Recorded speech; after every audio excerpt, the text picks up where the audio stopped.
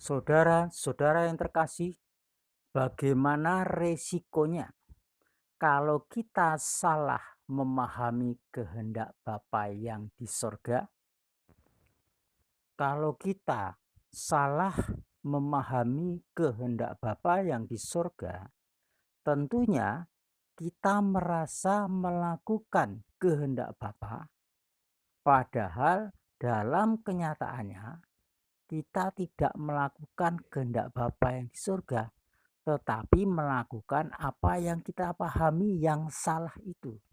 Atau dengan kata lain, kita mengikuti tafsiran kita sendiri atau tafsiran orang lain, atau disebut juga mentaati ajaran orang lain yang bukan firman Tuhan yang kita anggap itu firman Tuhan. Lantas apa resikonya hal seperti itu terjadi? Seperti yang dikatakan oleh Tuhan dalam kitab Matius 7 ayat 21. Dikatakan demikian, saudara-saudara. Tidak setiap orang yang berseru kepadaku, Tuhan, Tuhan, Tuhan, akan masuk ke dalam kerajaan surga, melainkan dia yang melakukan kehendak Bapakku di surga. Itulah saudara-saudara resikonya. Apa resikonya secara singkat? Tidak masuk ke dalam kerajaan surga. Padahal kita sudah bernubuat, sudah mendoakan orang sembuh, sudah rajin ke gereja berpuluhan, tiba-tiba tidak masuk. Karena apa? Yang kita lakukan bukan kehendak Bapa yang di surga, tapi kita anggap itu kehendak Bapa. Dan Yahweh Elohim memberi perintah kepada manusia dengan berfirman, dari segala pohon di taman ini engkau sungguh boleh memakannya. Kemudian ayat 17, saudara. Tetapi dari pohon pengetahuan baik dan jahat engkau tidak boleh memakannya, karena pada hari engkau memakannya engkau sungguh akan mati. Kemudian bagaimana si wanita istri Adam ini atau disebut Hawa ini menanggapi tipu daya setan? Dia menjawab seolah-olah dia itu sudah pasti betul mengucapkan hal sama yang dikutip, yang didengar dari suaminya Adam. Demikian menanggapinya. Kami boleh makan buah dari pohon di taman ini, tetapi buah dari pohon yang ada di tengah-tengah taman itu kamu tidak boleh memakannya atau menyentuhnya, karena engkau akan mati.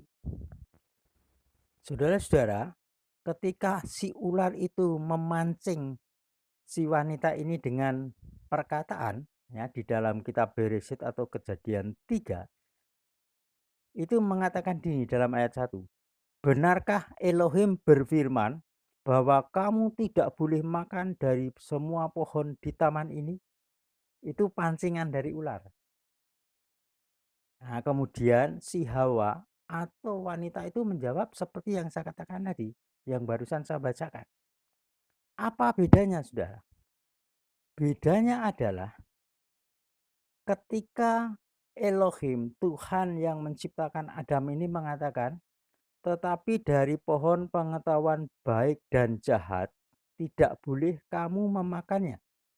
Tetapi wanita itu mengatakan apa, saudara? Tetapi buah dari pohon yang ada di tengah-tengah taman ini kamu tidak boleh memakannya. Nah, di sini bedanya apa, saudara-saudara?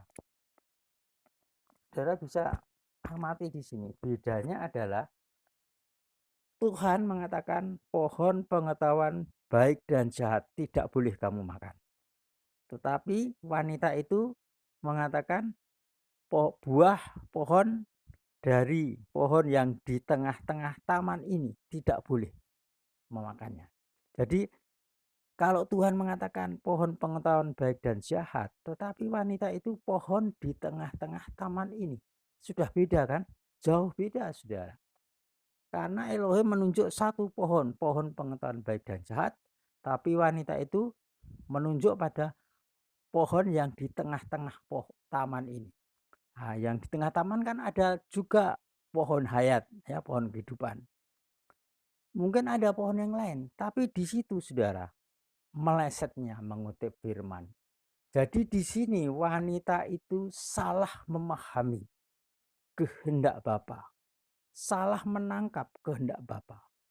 Ini mungkin saudara bisa disebabkan karena wanita ini menerima firman yang larangan dari Tuhan tadi bukan langsung dari Elohim Yahweh Sang Pencipta, tapi melalui mulut Adam suaminya. Mungkin Adam mengatakannya seperti yang dikutip Hawa itu, atau memang Hawa nangkepnya menurut tafsiran sendiri sehingga mengatakan pohon yang ada di tengah-tengah taman. Nah, ini sudah pemahaman yang salah. Ini berbahaya, saudara. Dengan salah mengutip firman, maka si ular atau roh penyesat ini masuk lagi, saudara. Oh, kamu tidak akan mati. Tapi kalau kamu makan buah dari pohon itu, ya, kamu akan seperti Elohim. Kamu mengenal yang baik dan yang jahat. Atau istilah lain jadi bijaksana. Nah, ini dilontarkan, saudara. Coba kalau wanita tadi sudah mengatakan pohon pengetahuan baik dan jahat, apa yang mau dikatakan ular? Tetapi karena wanita ini tidak berkata pengetahuan baik dan jahat, maka setan memasukkannya. Si ular memasukkannya dalam pertanyaan untuk menjebak. Akhirnya ketika salah memahami kehendak Bapa, maka wanita itu mulailah dicecar atau dikuasai oleh roh penyesat. Ditutup ketaatannya, dibukalah akses untuk masuk penyesatan, keinginannya sendiri, egoisme, kepuasannya sendiri. Pikirannya mulai ego, saya mau yang saya mau. Jadi mulai masuk kesukaannya sendiri. Lihat saja saudara, wanita itu mulai berpikir, wah, nampaknya buah itu baik ya untuk dimakan. Yang kedua, wah, kalau gitu saya bisa seperti Elohim. Wah, kalau gitu saya jadi orang bijaksana atau mengetahui baik dan jahat. Wah, bagus semua. Akhirnya apa? Dia lupa ketaatannya untuk tidak makan, saudara. Tapi dia malah memetiknya dan memakannya. Bahkan sebagian dikasihkan pada suaminya. Dan saudara tahu lagi apa yang salah ditangkap oleh perempuan tadi ketika mengutip firman Elohim, saudara.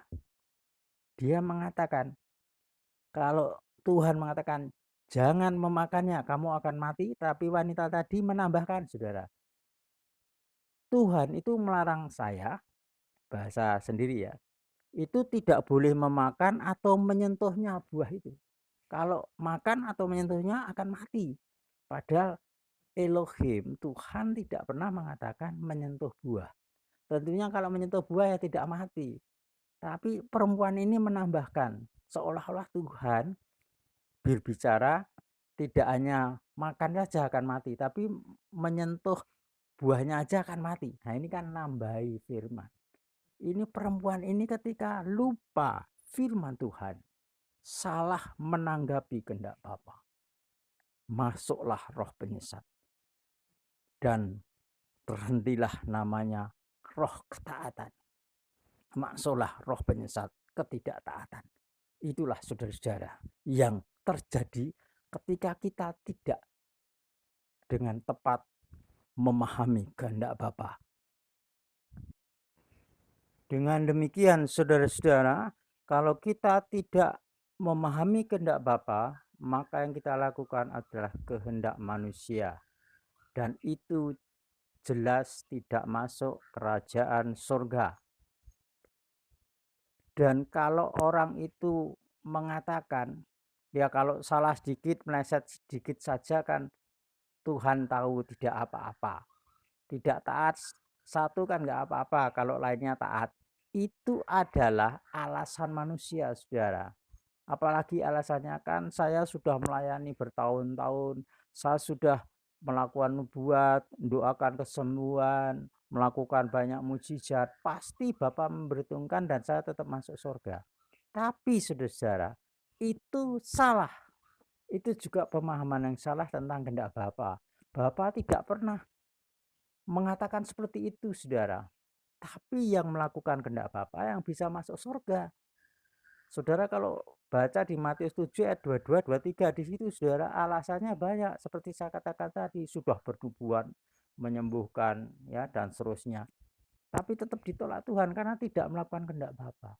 Jadi saudara, yang bisa masuk kerajaan surga yang melakukan kehendak Bapa.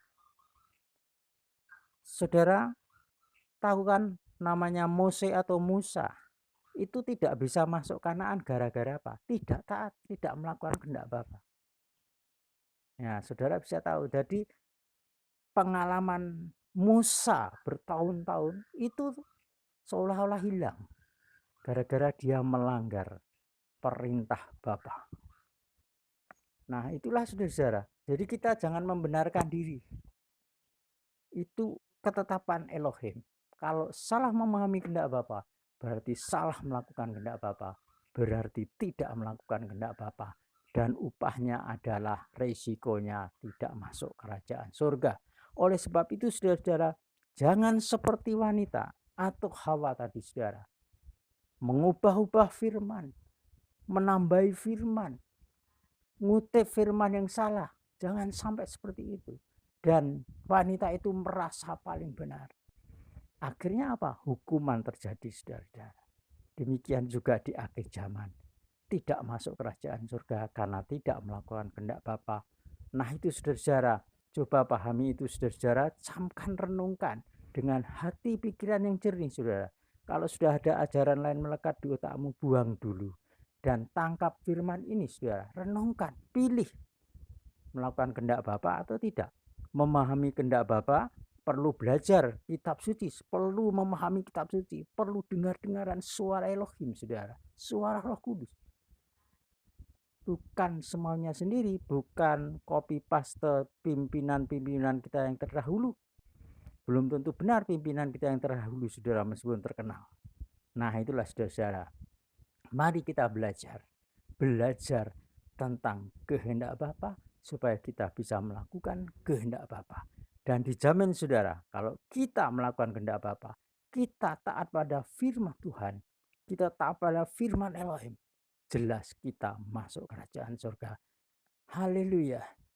Saudara-saudara yang terkasih, kalau saudara terberkati dengan firman ini, silahkan tekan subscribe bagi yang belum saudara-saudara, dan ikuti pengajaran-pengajaran selanjutnya yang bisa membuat pencerahan, menguatkan, menyegarkan iman kita sesuai kehendak Bapa, firman Elohim, firman Tuhan. Saudara-saudara, Bapa memberkati saudara. Besim Yeshua HaMashiach, sukses besar untuk saudara. Sehat sentosa, umur panjang, berhasil dan beruntung. Haleluya, atas saudara terjadi. Amin.